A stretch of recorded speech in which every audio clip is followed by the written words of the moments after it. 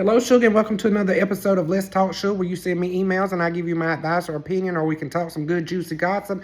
If you need professional help, I'm not a professional. This is only my advice and opinion, and only that. Go ahead and hit that subscribe button, Sugar, and let's get into these emails. Hey, Sugar, I'm reaching out in need of some dire advice. My closest friend of 27 years is going through the most traumatic experience any parents can go through. She's had to bury one of her children. Her daughter was tragically killed in an accident, and she was only 21 years old. I know there's nothing I or anyone else can say or do to ease anything she is feeling right now. Mixing alcohol and mood-altering pills for depression and anxiety was something she struggled with for many years. She has been sober for a little over 4 years, not 40. My worst fear is that she will relapse here in the coming weeks and months. I'm terrified that after everything calms down, the visits slow down and come to an end, the meal train stops, and she starts to realize everyone else has returned to their normal life, and she's stuck in grief that she will relapse. She relapsed several times before getting completely sober, and each relapse was due to death in her family and traumatic experience of a family member. I'm afraid this time if she relapses, it will end her life. She's already stated numerous times since losing her daughter she doesn't want to live with this pain. I'm distraught. Her daughter was like my own child. She's like my sister. I know how I feel, so I can't imagine what she's feeling. I do not fault or judge her for anything she says or does. Nothing. I know you have a large following, and addiction and death has sadly touched so many families. I'm hoping you and your followers can give me any advice on how to best help her. Like I said, I know right now there's nothing I or anyone else on this earth can do or say to help ease the pain she is feeling. However, what can I do or say in the coming months to try and prevent a relapse that would likely go too far? She is already in therapy and has been since becoming sober. Any advice or help would be so appreciated, and it will also hopefully help open the doors for a candid conversation and the replies, as death and addiction are taboo subjects, especially here in the South, but so many people are struggling with it. All right, so y'all go ahead and start typing your advice and comments in the comment section so you can give your opinion so she can read through all of these. So mine is just, you got to be there for her, Shug. You've got to be there, and you already are. I think just calling and talking to her every day, letting her know you're there, that you love her, that you're proud of her. I don't know that mentioning, and then you're not saying that you would, I don't know that mentioning a relapse or asking her stuff like that would help. But just talking to her every day, being there in case she does have a moment where she was about to break down, and then there comes your phone call, and it's like, oh, there she is, right on time. You know what I'm saying? Being there, calling her, staying, I'm glad she's still in therapy. I think that's what you said. So that's great. I think just being there for her. So call her every day if you can. Text her a couple of times a day. And it ain't got to be all about the passing of her daughter, or nothing like that. You can do, hey, so what you doing? Just casual conversation, but just maybe reaching out to her every day. Just maybe in the mornings. Good morning, Sheila. Thinking about you. How's your day going? What you gonna do today? Just letting her know somebody's there, somebody loves her, somebody's thinking about her every day.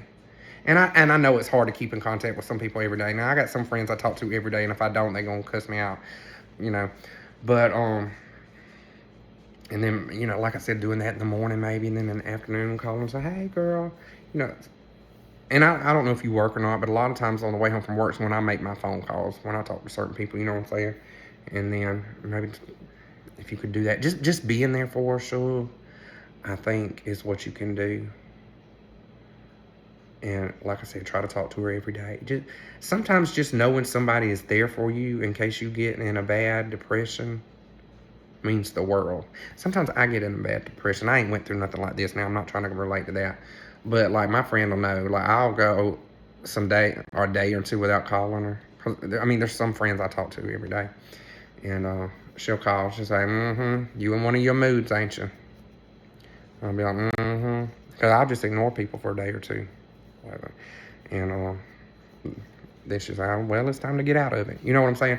So just being there for her, I think trying to keep in contact with her every day and, you know, just like normal conversations every day. I think that would help. So I know that ain't probably nothing that you ain't thought of yourself. And maybe they'll have some better advice and help in the comment section. But I think the most you can do for somebody when they're going through pain and grief and stuff like that is to be there for them. Don't, you know, like you said, everybody returns to their normal life. You know, I've lost loved ones too, and you don't think about it as much when everybody's coming for the funeral, coming to eat, and they're calling, check on, and then slowly everybody returns to their normal life, and it has to happen that way. I mean, it just does. But having that one person that's there every day talking to you, I think that helps. That helps a lot too, because it's not that people forget about you and they don't love you. It's just they just got to go on to their everyday life. You know what I'm saying? So maybe if you do, like I said, send her a text every morning, maybe call her in the afternoons, or maybe not every day, but you could send her a text every morning and call her every other day. Something like that. I think just being there for her. So I think just being there for her. All right, so we're going to go on to the next email now. Hey, so I just moved 9 hours away from where I was, and I've been really struggling with it and leaving all my friends and boyfriend or best friend, BF. Can you give me advice on how to get through it, please? Also, I love you and you've helped me a lot when I get depressed. Well, thank you, Shug. I'm glad I could help.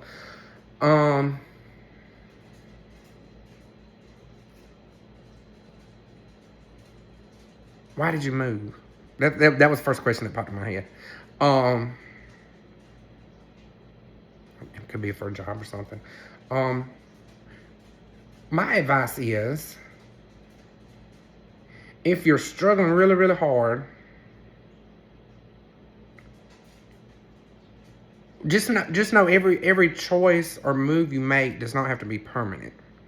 So if this is like really, really bad and really, really working on you, move back. Like, it's okay. Like, I know sometimes we'll be like, oh, I'm going to move here and I'm going to do this and you just paint this big picture for yourself, and then you get there and then it don't happen. I don't know your situation. It wasn't enough detail for me to know that. I'm just thinking of what could happen to me.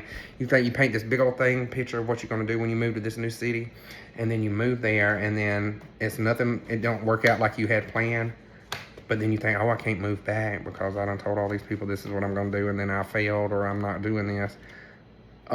If that's the situation, so don't worry about it. Pick your shit up and move back home. Now, I know sometimes moving's not easy because, I mean, it costs money and shit. I understand that. So, and see, I don't know if you're living by yourself, so that's lonely too. That's lonely and depressing. So you might have to make new friends if you like where you are, but just miss your friends a lot. You might just have to go out and meet new friends to help with that. So I don't know your whole situation enough to. But no, you don't have, like, just if you move there and you can move back, but you just, you know, it's okay that it didn't work out. And if you want to move back if you can, if you want to, if that's not it. Or if you like where you are, you're just depressed and missing your folks, talk to them on the phone and stuff, but you might have to make some new friends that you can hang out with to keep you entertained and have fun with and to hang out with. That's the only advice I got from the information I have, if that makes sense. That's my 2 opinions on that. Yeah. All right, so that's the end of this little video. Thank y'all for watching. Make sure you subscribe if you want to send me an email. The email is letstalkshug@gmail.com. It's SHUG. And we'll see you on the next one, Shug. Bye. I love you.